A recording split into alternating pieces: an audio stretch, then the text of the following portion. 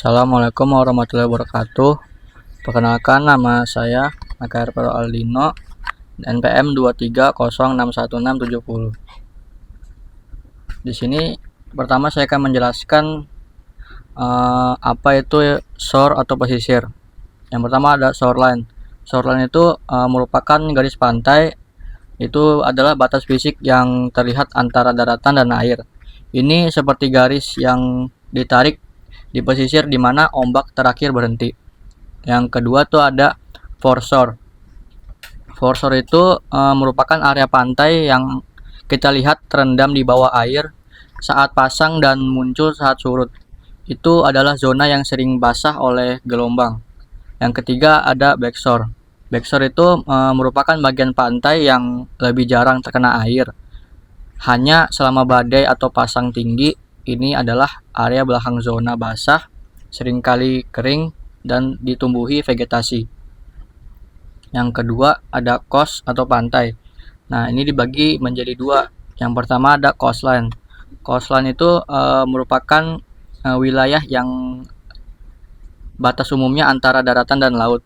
Itu adalah garis yang kita lihat pada peta yang menandai di mana daratan berakhir dan laut dimulai. Yang kedua ada beach. Itu merupakan wilayah lebih luas yang mencakup pesisir dan area daratan yang berdekatan dengan laut.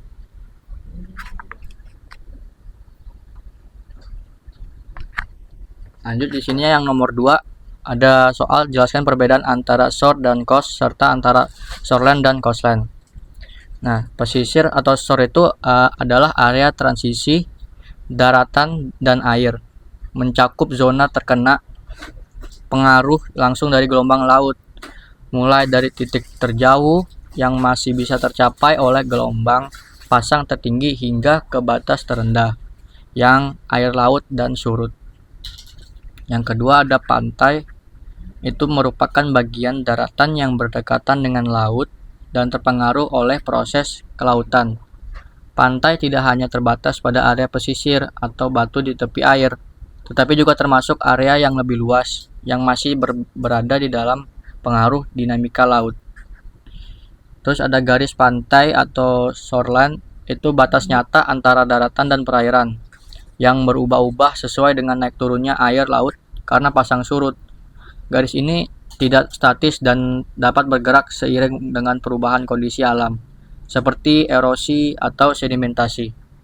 Yang terakhir ada garis pantai, garis pesisir. Garis pesisir itu merupakan demarkasi yang menandai batas luas dari pantai ke arah laut. Garis ini jelas menunjukkan batas pantai, namun ke arah daratan batas bisa menjadi kabur dan tidak tetap, tergantung pada berbagai faktor geografis dan geologis. Lanjut ke yang nomor 3. Nah, nomor 3 di sini ada soal bentang alam pesisir dan pantai dikontrol setidaknya oleh 6 faktor, yaitu tatanan tektonik, perubahan permukaan laut, salinitas, serta densitas, suplai sedimen, pasang surut air laut, dan pergerakan gelombang atau ombak di pantai. Jelaskan pengaruh ke-6 faktor tersebut terhadap pembentukan bentang alam pesisir dan pantai. Nah, di sini yang pertama konfigurasi tektonik. Garis pantai bisa berada di tengah lempeng tektonik yang disebut margin pasif atau pinggirannya yang dikenal sebagai margin aktif. Margin aktif itu pantai yang berbatu terbentuk akibat proses erosi. Nah, margin pasif itu pantai yang terbentuk dari proses pengendapan aktif yang tercipta melalui pergerakan dan penumpukan sedimen sepanjang garis pantai. Yang kedua, perubahan tingkat laut. Variasi tingkat laut dipengaruhi oleh faktor-faktor lokal dan global. Nah, faktor lokalnya itu pergerakan tektonik yang menyebabkan daratan naik atau turun, serta kecepatan sedimentasi dan erosi yang merupakan mempengaruhi keseimbangan daratan. Nah, sedangkan faktor globalnya itu merupakan perubahan dalam volume air laut yang bisa disebabkan oleh perubahan jumlah es global atau perubahan suhu dan salinitas air laut. Yang nomor 4 Situ ada jelaskan kelima aktivitas gelombang yang mengontrol pembentukan bentang alam pesisir dan pantai. Penjelasan termasuk mengenai proses west dan backwash oleh gelombang pantai. Yang pertama, pembentukan gelombang. Gelombang laut itu dibentuk oleh angin yang ditiup di atas permukaan laut. Semakin kuat angin, semakin angin bertiup, semakin jauh jarak yang dilalui angin, semakin besar gelombang yang terbentuk. Yang kedua ada erosi. Erosi merupakan gelombang yang dapat mengikis batuan dan tanah di pesisir, membentuk fitur seperti tebing dan gua. Erosi ini terjadi ketika energi dari gelombang menghancurkan dan mengangkat material dari pantai. Yang ketiga, transportasi sedimen. Gelombang juga berperan dalam memindahkan sedimen di sepanjang pantai melalui proses yang dikenal sebagai arus sejajar pantai. Ini dapat mengubah bentuk pantai menjadi fitur yang tanggul dan pesisir dan teluk. Yang keempat ada pengendapan. Ketika energi gelombang berkurang, sedimen yang diangkut oleh gelombang melalui terdeposit di pantai membentuk fitur seperti pantai pasir dan delta. Yang kelima ada swash dan backswash. Swash itu adalah gerakan air yang naik di pantai setelah gelombang pecah. Sementara backwash itu adalah gerakan air yang kembali ke laut. Dalam gelombang konstruktif, swash lebih kuat daripada backswash, sedangkan menghasilkan penumpukan sedimen di pantai. Sebaliknya, dalam gelombang destruktif, backswash lebih kuat daripada swash karena menghasilkan erosi pantai. Lanjut yang nomor 5, di sini ada jelaskan jenis-jenis erosional dan deposional coast landform. Yang pertama ada pesisir berbatu. Landscape erosi. Jenis batuan di pesisir berbatu dibagi menjadi 3 kategori berdasarkan bentuk lensnya. Landasan miring atau lereng itu terbentuk antara landasan abrasi dengan kemiringan 10-50 derajat. Kemungkinan perkembangan pantai landasan horizontal yang rata dan bertingkat, seperti teras terbentuk akibat abrasi dan pemotongan oleh gelombang mendukung perkembangan pantai. Terus ada tebing terjal.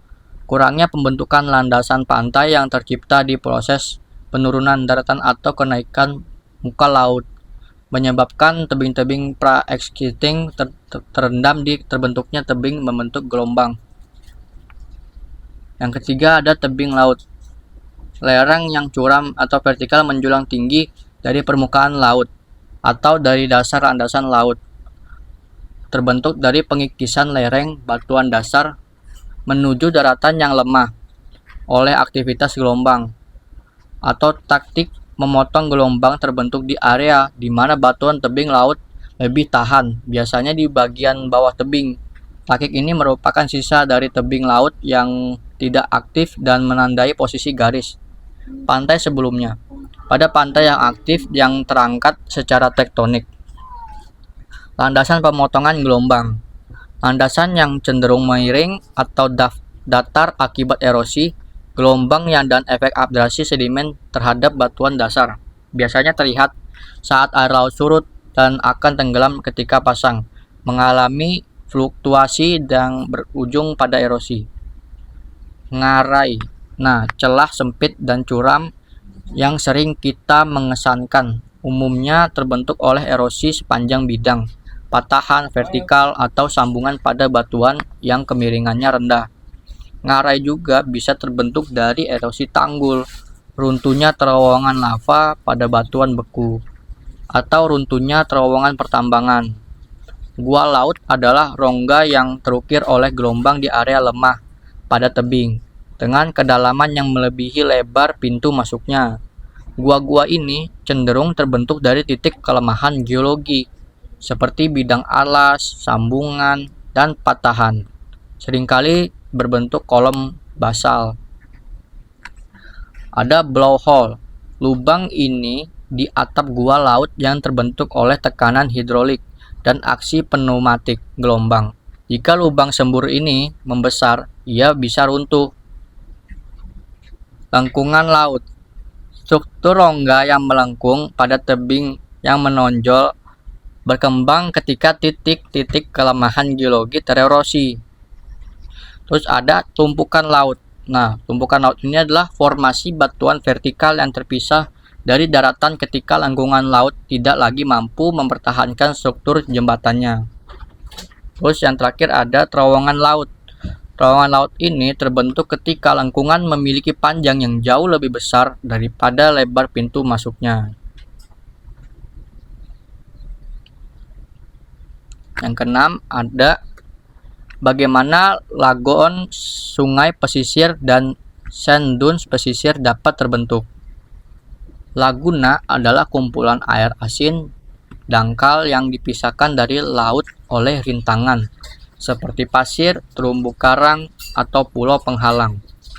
Proses pembentukan melibatkan pengendapan sedimen yang dibawa oleh sungai atau gelombang laut, yang kemudian terakumulasi di belakang rintangan tersebut, menciptakan perairan yang tenang. Sungai pesisir, di sisi lain, tercipta ketika sedimen yang terbawa oleh arus sungai mengendapkan air di daerah pasang surut di muara sungai. Ini terjadi karena penurunan kecepatan arus yang memungkinkan partikel tersuspensi mengendapkan dan membentuk dataran banjir atau delta. Bukit pasir pesisir atau dune terbentuk dari butiran pasir yang ditiup oleh angin dari pantai ke arah pendalam yang lebih tenang. Butiran pasir ini menumpuk dari terakumulasi di area yang terlindungi dari gelombang dan arus, seringkali di tepi danau atau laut, membentuk bukit pasir yang khas. Dan kata lain, laguna, sungai, pasir, pesisir, dan bukit pasir pesisir semuanya terbentuk melalui interaksi antara elemen-elemen alam seperti air, angin, dan sedimen yang bekerja sama bersama untuk membentuk fitur-fitur geografis ini sepanjang garis pantai. Yang nomor 7 ada jelaskan potensi bahaya apa saja yang ada di kawasan pesisir dan pantai serta cara memitigasinya. Nah, arus balik merupakan aliran yang mengalir dari dataran dan laut lepas. Ini merupakan resiko yang signifikan bagi pengunjung pantai karena bisa menyeret perenang ke laut. Nah, terus strateginya, saat berada di pantai, waspadalah terhadap indikator arus balik. Apabila terseret, hindari melawan arus. Sebaliknya, berenanglah sejajar dengan pantai untuk keluar dari arus. Kerentanan pesisir. Daerah pesisir seringkali terancam oleh musibah alam seperti tsunami, banjir, dan pengkikisan pantai. Langkah mitigasi. Terapkan rencana pengembangan pesisir yang mempertimbangkan kerentanan alam dan sosial. Konstruksikan bangunan yang dirancang untuk bertahan dari bencana dan lakukan sosialisasi tentang tindakan pencegahan keselamatan pada komunitas. Ekspansi besar-besaran. Ekspansi yang tidak terkendali di area pesisir bisa mengganggu keseimbangan ekosistem lokal. Solusi pengelolaan, jalankan perencanaan wilayah yang lestari dari selalu mempertimbangkan efek terhadap lingkungan sebelum memulai proyek konstruksi. Dampak kegiatan manusia. Kegiatan reaksi dan ekonomi seperti selancar dan memancing bisa berdampak negatif pada ekosistem pesisir. Metode pengelolaan. Adopsi praktek pengelolaan dan lestari dengan membatasi kegiatan yang berpotensi merugikan alam. Dan perubahan iklim. Perubahan iklim berpotensi memberikan dampak serius pada zona pesisir melalui peningkatan level air laut dan perubahan pola cuaca yang tidak menentu.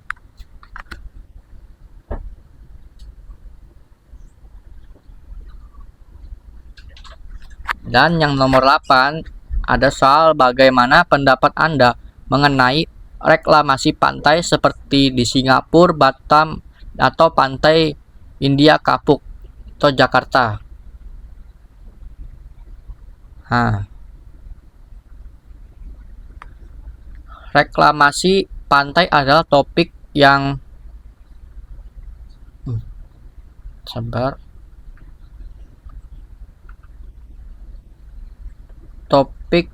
kompleks dengan berbagai perspektif dan implementasi.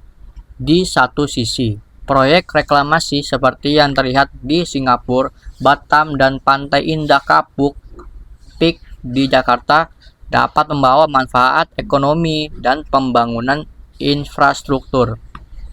Pulau-pulau buatan seperti Sentosa dan Marina Bay Sands di Singapura telah menjadi simbol kemajuan dan pertumbuhan ekonomi, menawarkan lebih banyak lahan untuk mengembangkan dan mendukung industri pariwisata.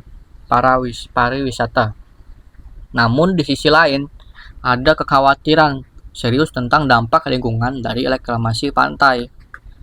Proses ini dapat mengubahkan ekosistem laut, merusak habitat alami, dan menyebabkan penurunan kualitas air. Di Batam misalnya, meskipun reklamasi telah mendorong pertumbuhan industri dan pariwisata, ada potensi kerusakan lingkungan yang signifikan, terutama pada ekosistem pesisir. Di Jakarta, proyek reklamasi di PIK telah menimbulkan perdebatan panjang dan kontroversi. Gubernur DKI Jakarta saat itu, Anies Baswedan, membatalkan sejumlah proyek pulau reklamasi sesuai dengan janji kampanyenya. Namun beberapa pulau yang sudah terbentuk tetap harus mematuhi ketentuan hukum dan memberikan manfaat bagi masyarakat. Keputusan ini kemudian dibatalkan oleh pengendali tata usaha negara. Jakarta reklamasi di PIK juga telah mempengaruhi masyarakat pesisir, Muara Angke, dan lingkungan sekitarnya, menimbulkan kekhawatiran sosial dan lingkungan. Secara umum, reklamasi pantai memang seperti dua sisi mata uang yang menawarkan manfaat ekonomi dan pembangunan di satu sisi, sementara sisi lain menimbulkan dampak negatif terhadap lingkungan dan masyarakat sekitar. Keseimbangan antara pembangunan dan pelestarian lingkungan menjadi kunci dalam menilai dan melaksanakan proyek reklamasi pantai.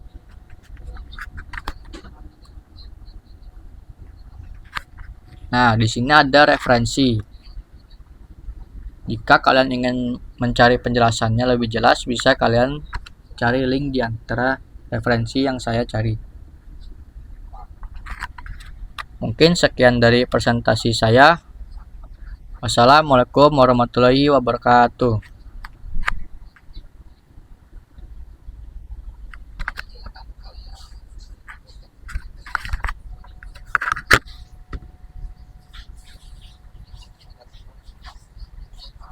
Recording stopped.